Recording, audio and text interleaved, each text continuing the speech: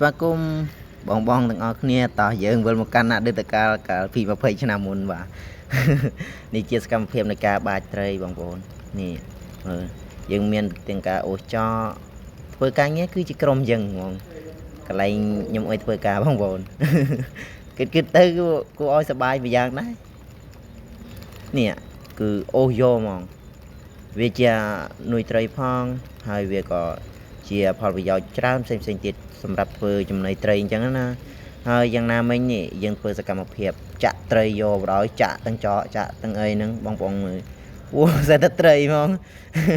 បងក៏លើកឲ្យនេះយើងលើកសបាយនេះ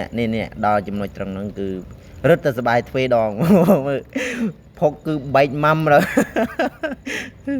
បាទខ្ញុំ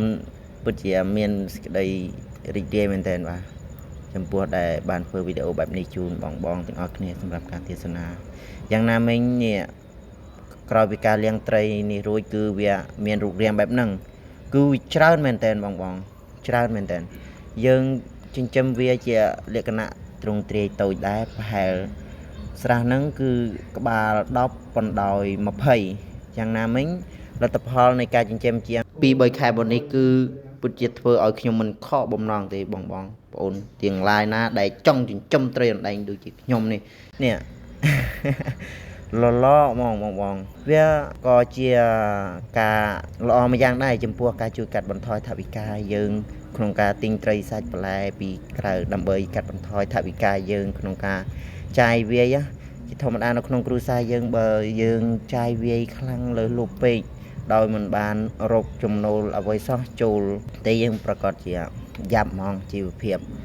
បើបងមានដីទំនេរមានដីស្រែដីអីអាចកាយវាត្រឹម